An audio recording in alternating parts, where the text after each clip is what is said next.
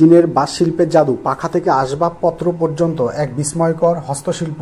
বাঁশ শুধু গাছ নয়, এ যেন চীনা সংস্কৃতির এক প্রাণ।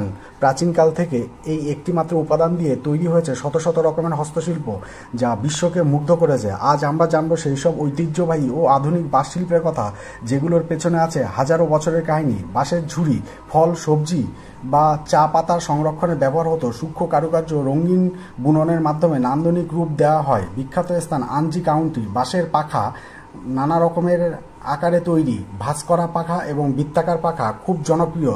সাধারণত কাগজ বা সিল্কের সঙ্গে বাঁশের ফ্রেম ব্যবহার করা হয়। পেইন্টিং ও ক্যালিগ্রাফির মাধ্যমে শিল্পে পরিণত হয়েছে। বেশি দেখা যায় হাংঝৌ অঞ্চলে।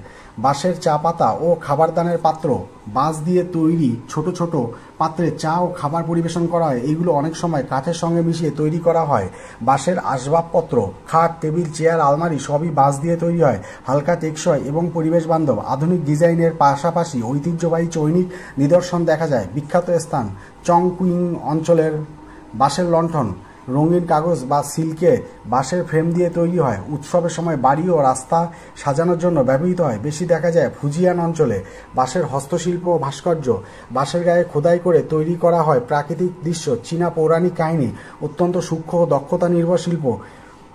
চীনে প্রায় 500 প্রজাতির বাঁশ পাওয়া যায়। বছরে চীনে প্রায় $100 কোটি বেশি মূল্যের বাঁশ ও হস্তশিল্প রপ্তানি হয়। আনজু জেলায় প্রায় 30,000 এর বেশি মানুষ বাঁশ হস্তশিল্পে নিযুক্ত। প্রকৃতির কাছ থেকে পাওয়া এক উপাদান বাঁশ, যা চীনের শিল্প, সংস্কৃতি ও দৈনন্দিন জীবনের অঙ্গ হয়ে দাঁড়িয়েছে। এইসব হস্তশিল্প শুধু একটি পণ্য নয়, চীনের ঐতিহ্যের বাহক।